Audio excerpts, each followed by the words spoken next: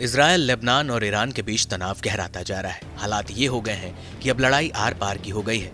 Iran के missile attack के बाद इजरायल ने जवाबी कार्रवाई की बात कही। इजरायली पीएम नेतन्याहू ने कहा कि चाहे अब जो भी हो जाए, ईरान को इस हमले की कीमत चुकानी होगी। इस बीच G7 देशों ने दोनों मुल्कों में तनाव कम करने के लिए एक इमरजेंसी मीटिंग बुलाई, जहां अमेरिकी राष्ट्रपति जो बाइडेन ने कहा कि वो इजरायल का साथ दे रहे हैं, लेकिन अगर इजरायल ईरान के न्यूक्लियर साइट्स पर हमला करता है तो अमेरिका इसमें उसका साथ नहीं देगा।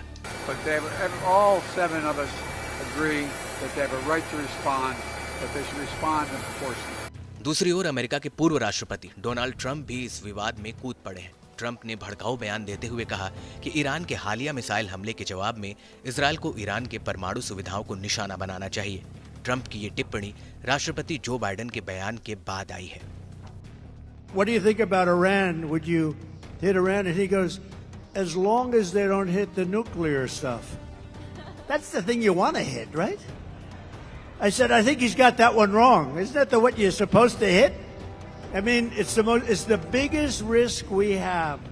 Nuclear weapons, the power of nuclear weapons, the power of weaponry. You know, I rebuilt the entire military.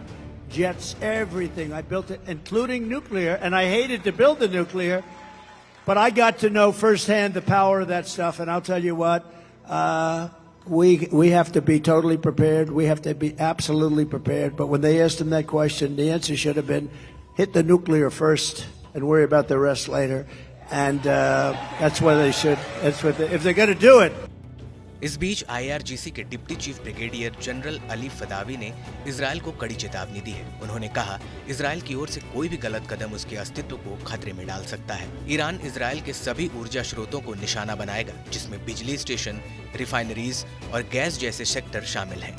Iran में इन सभी लक्ष्यों पर एक साथ हमला करने की क्षमता है। वहीं Iran army commander in chief ने भी इजरायल को धमकी दी है। मेजर जनरल अब्दुल रहीम मौसवी ने कहा, इजरायल को किसी भी लापरवाही कार्रवाई के लिए गंभीर और विनाशकारी प्रतिक्रिया का सामना करना पड़ेगा। हमने पहले भी संयम और धैर्य का परिचय दिया है। ईरान उचित समय पर सटीक और विनाशकारी हमला करने के लिए तैयार है। वहीं अमेरिकी राष्ट्रपति ने कहा कि वह ईरान तेल फैसिलिटी पर संभावित इजरायली हमलों को लेकर चर्चा कर रहे हैं। बाइडेन के इस बयान के बाद ईरान ने सीधे अमेरिका को धमकी देते हुए कहा, अगर इजरायल और अमेरिका ईरान की तेल रिफाइनरियों को निशाना बनाते हैं तो ईरान सऊदी अरब, अजरबैजान, कुवैत, UAE और बहरीन समेत पूरे इलाके में रिफाइनरियों और तेल क्षेत्रों में आग लगा देगा। इससे अमेरिका और उसके सहयोगियों को तेल को लेकर हाहाकार मच जाएगा। ईरानी धमकी के बाद अब बाइडेन के सुर बदले बदले से नजर आए। अब अमेरिकी राष्ट्रपति जो बाइडेन नहीं चाहते कि इजरायल ईरान के तेल उत्पाद संयंत्रों को निशाना बनाए। उन्होंने कहा कि इजरायल ने अब तक ये तय नहीं किया है कि वे किस तरह से हमला करने जा रहे हैं। इस पर चर्चा चल रही है। जो बाइडेन ने कहा कि मुझे लगता है कि अगर मैं उनकी जगह होता तो ऑयल सेक्टर पर हमला करने के अलावा अन्य विकल्पों के बारे में सोचता। ऐसे में ये कहना गलत नहीं होगा कि मिडिल ईस्ट में जारी तनाव के बीच अमेरिका एक दीवार बनकर ढाल का काम कर रहा है। नहीं तो ये युद्ध कब विकराल रूप ले सकता है, ये कोई सोच भी नहीं सकता।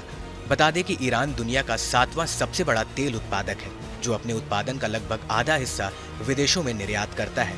खैर, अब इस बढ़ते तनाव के बीच देखने वाली बात ये होगी कि क्या इजरायल अमेरिका की बात मानता है या फिर अमेरिका के खिलाफ जाकर ईरान के तेल भंडार पर हमला कर युद्ध को और भयंकर बनाते हुए नए युद्ध के लिए ललकारता है।